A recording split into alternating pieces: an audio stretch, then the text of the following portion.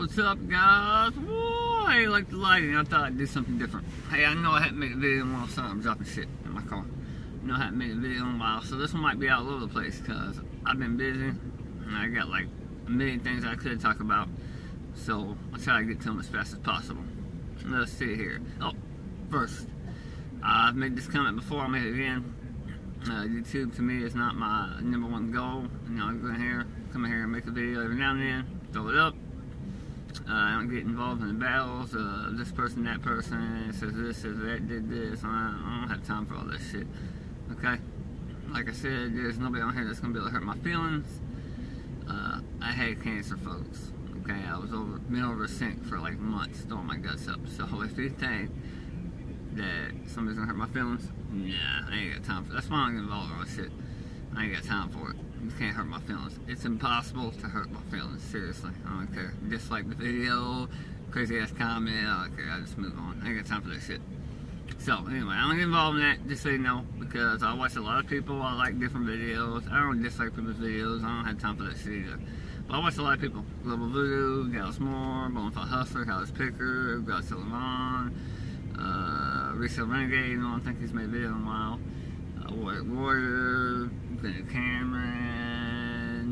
I watch a lot of people. Okay, I've made this comment too. I take the information that's useful for me, I use it.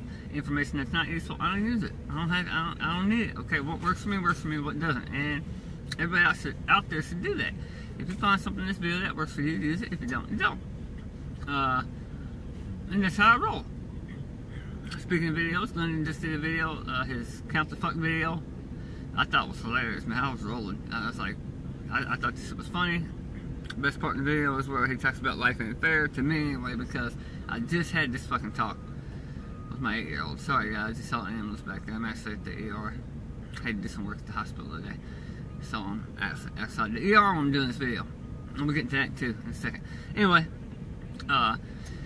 8-year-old had the life and I had the life ain't fair talk with her. We were going to McDonald's and she was whining and crying how it wasn't fair because her brother and sister had gotten 2 fucking Happy Meal buckets the other day while she was at school. And I'm like, they had to go to the fucking doctor and get their checkups. Okay? Sorry.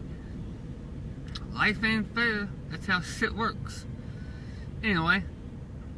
And now I had to break it down to her like this. How long have you been alive?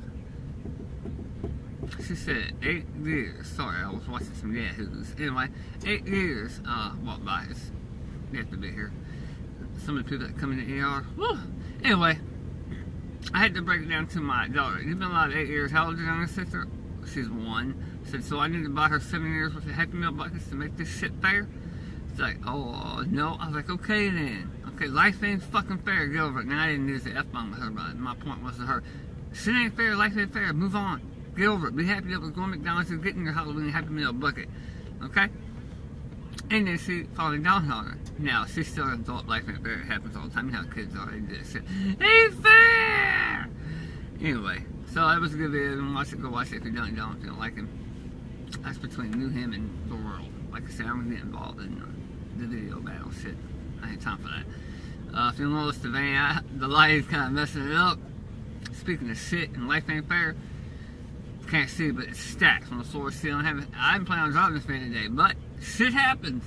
I went out to my truck, had to be here at noon, and get about 30 hours down the street and realized, shit, something's fucked up. Get out, take a look. Yes, I knew it. Had a flat tire. Luckily, I was able to drive about 2 blocks down the street to a storage place, which is about 2 blocks from my house, and pull the truck in, park it, pull the van out of the storage spot, leave the truck and drive the truck off. Now there's some shit in the back of the truck that'll probably be gone, but that might be doing me a favor if they take that shit. So I just left. But that's how it rolled. I was mad for like a split second because I didn't want to drive this van. I want to drive the truck, but that's life, and I move on, went on. Okay, and I'm telling you guys, that's how life works. Don't get mad about shit like that little shit. Was it inconvenient? Yes. It would have been more of an inconvenience if I hadn't had the van right down the street. Yeah, I would have had to wait my wife to come home, take me, change the tire, whatever I had to do, it would take me more time. And I was about 20 minutes late where I had to be, but it's okay, it all worked out. So, that was that. Videos, truck, life ain't fair shit. Oh, I know there's a debate right now. Still going on about the videos and haul videos and all the hurting, helping Short term, yes, I think they hurt because people are hurting for money right now. More and more people are looking for ways to make money. So then you go ahead and watch the video, and they're gonna go out and buy what you showed them buy, and they're gonna turn around, and the more that shit they put up on eBay, Amazon, wherever they're getting it from, the lower your price, and the longer it may take you to sell your item. Long term, people are fucking lazy. I see it all the time. This shit is hard work. This shit is hard work. I got a stack of clothes. I hate dealing with clothes. I will sort this shit. The best shit, if I can get $20 for a piece of clothing, yeah, I'll keep it. I'll list it. If not, I'll wholesale it out. I'll donate it to Goodwill. I'll take it to the flea market, whatever I gotta do to get rid of it, because I hate dealing with clothes. I hate it. But I do it because it makes money. But it's hard work. This shit ain't easy, okay? This shit ain't easy. And that's why a lot of these new people come on. If I even talked about the auction I went to Wednesday, oh my god. New people coming out. It happens. It's gonna happen. Life ain't fair. But I'm telling you, they fall out. Thrift store Goodwill prices. I haven't been Goodwill in a while. The last Goodwill I went to was months ago.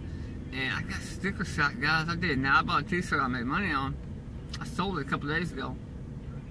But, yes.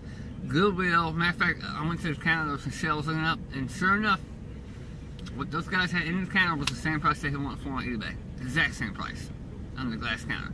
I forgot what it was. But, yes, Goodwill is starting to price themselves out. I think that shit in due time will come back down because Goodwill services a lot of people that go in there and can't afford to buy shit at Walmart or Target or the mall or whatever, and the majority of people going to Goodwill are not pickers and resellers and shit. So Goodwill is starting to ride this wave of, hey man, we can make more money for this. People are coming here and selling our shit for more money. But I don't know who's running Goodwill, but it kind of boils down to the same problem I have sometimes at the flea market. There's only so much shit I have. I have 5 booths now at the flea market, all locked up out there, all in a row. I'm waiting for this lady beside me to bail out one more. I'll take that one. But at some point, I get into a problem where I have to move shit. You can't keep everything forever. And my partner was at the flea market the other day, and we'll talk about partners. I haven't made a video about partners, but I had 2 partners. Now I have 1 partner. We cashed one out, and I have to make a video about that. It was more my pushing the issue. He agreed with me, and we cashed the 3rd guy out because I couldn't handle it anymore. His level of productivity had fallen to the point where I'm not in this to work my ass off to make you a cut. That's not my fucking problem. And I'm still good with friends with him. I told you this video is gonna be all over the place. We're still good friends, okay? He's a good guy, love him to death, but business-wise, I couldn't work with his ass no more. And I finally told my other partner, I said, look, dude, I'm done. And we did. We cashed him out. We took everything we had, everything he was invested in, equipment, trailers, add it all up. Bam, here you go. Here's a chunk of cheese, and he's done. We're done with him. I couldn't do it because and we had to talk about the night I went and paid him, and he started telling me that he didn't have time, and I said, no, it's not a time issue. It's a priority thing. I have mouths to feed. He doesn't. I got fucking mouths to feed. Okay, and I told him I've been at the point in my life after the cancer shit where I didn't have fucking money to put gasoline in my fucking tank, guys. When you're at the fucking gas station and you're worried about where you're getting fucking money to put in your fucking tank to get to work so you can make money, to get back to work, to get money, to get gas, to get back to work. You see that cycle? That's a bitch. I told him I'm never fucking living like that again, and I haven't. I'm not looking back, okay? But it took me getting whacked in the fucking face by cancer to have to go through that shit, and that's why I couldn't work with him. I'll bust my ass. I'm not busting my ass for 3 people. So I cashed him out, and I've moved on. So I have 1 partner. Anyway, he was at the flea market, and I'm going to tell you right now, I have a real problem throwing shit away and getting rid of shit. I do, because if I know I can make some money off of it, I tend to hang on to it too long. But just like Goodwill, back to my point I was making, you have to move the inventory. You can't keep shit forever. And Goodwill is going to reach that point where people aren't buying as much shit, and they're having shit sitting around. And they can throw it away, that's fine. But sooner or later, it's going to start to hurt them. When I'm at the flea market, I don't take a loss. Even if I don't show up for a weekend, I still have to pay my booth rent. I don't take a loss because I've already made all the shit I have out there. I've already made my money on. I could give it all away if I have to. It wouldn't be a loss. But he came out and he started throwing shit away. He was throwing shit away. He's like, we need this. You've had this for months. This don't have a match. He was throwing shit away. I'm like, nah. It's hard for me. I'm like, ah. But I know the shit has to move. In the back of my head, I know shit has to move. But to me, it's like I'm watching a dollar getting thrown down in the garbage can. I'm like, even though I'm not losing money, I could be making money. I'm not losing money. I've already made the money on that shit out there. But I'm like, it's like, you're throwing dollars away. And I say that it's funny because he'll list some shit on eBay that won't sell. And, sorry, my battery was getting low. It was giving me the warning. He'll list shit on eBay that won't sell, and then he'll immediately bring it to me and say, here, flea market shit. And I have literally taken stuff from him. I had a license plate cover. He had listed for $3. He couldn't sell a bitch. He brought it to me. I listed it for $19.99. Bitch sold, like in 3 days. And I was like, see? I knew this had value. But, so there's a fine line. And Goodwill's going to have to walk this line. You can't hang on to shit forever. And when you have less people buying shit, your shit's going to start to stack up. So I think in time, the prices will come back down for Goodwill. Because there's no way they can... Why am I driving my ass to fucking Goodwill as a normal person, not a reseller, to buy something if I can go online and buy that shit and have it delivered to my fucking house? Goodwill hasn't figured this shit out yet. I'm not driving to fucking Goodwill to buy something I can buy on eBay and have it delivered to my house for the same fucking price. I'm not going to do it. So, hey, fucking Goodwill, if you're listening, you might, I don't know who's fucking running the show, you might want to figure this shit out, okay? People come to Goodwill because they can buy shit for a lot less than they can online or Walmart or Target. That's why they come. When you start to raise your prices to the point where, and guys, I've seen some shit in Goodwill I could buy new at Walmart. I have. I saw it. Okay, I was like, you've lost your fucking mind. So, give it time. People who do a lot of picking and they use thrift stores and Goodwill for their inventory, it'll come down. You're just going to have to ride this wave. I think it will come down.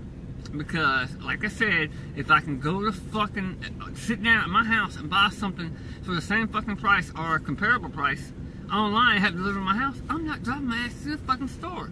I'm going to drive my ass to the store if I know I can get a fucking deal, whether I'm a normal person and I need that shit or I'm a reseller. But if I can't, I'm buying shit online. I'm not tearing my ass to drive and wasting my gas and my time if I can do it at the house. So give it time. I think the prices will fall. I do. I don't get a lot of my shit at Goodwill. The last thing I actually picked, sorry, the battery level's doing it again. The last thing I actually picked, I paid $5 for. $5 for. I picked it at the flea market and I sold it for $200. It was a photograph. I'm not gonna get into what kind of all that shit. And just for the newbies out there, I bought a vintage photograph for $5. I sold it for $200. Now, is that one of them wow items, one of the good licks, good scores? Yes, it is. Does that happen all the time? No, it does not fucking, doesn't. Okay, it doesn't. Has it happened for me twice at the flea market? Yes. I paid $35 a few months before that for a lot of photos, vintage photographs, black and white. I made about $300 off that batch of photos. I still have some of that shit left. But the one picture I paid $5 for, and I got $200 for it. That this shit doesn't happen all the time, okay? Most of the time I'm doing hard fucking work like this shit behind me in the van. Having to sort shit, list it, see where it goes, move the shit. So, that brings me back to, yes, there are a lot of new people coming on in the haul videos. I think the haul videos, short term, I can't speak now, short term, but long term, the newbies, a lot of these newbies are gonna fall out because this shit's hard work. Reselling's hard work, and if you don't have the fucking time and energy to do it, it'll wear on you. Fucking listen to shit on eBay. I hate listening to shit on eBay. That's why I let my partner do a lot of that shit. He's a listing machine. I prefer to let him do it. I'd rather do Craigslist. I'm much rather go flea market and deal with people at the flea market than listen on eBay. But you have to have all kinds of different selling channels, and it's time consuming. I only do reselling shit part time. I have a full time gig, full time job. So I see a lot of the newbies falling out, so just gonna have to ride the wave. Anyway, there's a lot of shit I could talk about today. I just want to make a real quick video. I told you it'd be all over the place. I have to do one on partners. We'll get into more of that later. Because when I talk about partners, guys, if you're out there doing this by yourself, if you're really selling shit by yourself, there's only so far you can go by yourself. Even if you're full time, you're gonna get to the point where you're gonna have to hire somebody, or you're gonna have to have a partner or partners to do shit. You can't be everywhere. You can't be at an auction and be well, technically, I kind of can if you have a smartphone. I've done it. I bought something at an auction and listened to shit while I've still been at the auction. But what I'm saying is, you can't be everywhere all the time. You can't do everything all the time. So you're gonna reach a certain point in your business, your resale business, where you're gonna have to either have a partner or you're gonna have to hire people. It's gonna happen. It's gonna happen. Anyway, so it's getting a little long now, like 15 minutes. So I'll make some more videos later. This is just a quick one. I'll catch y'all later. I'm out.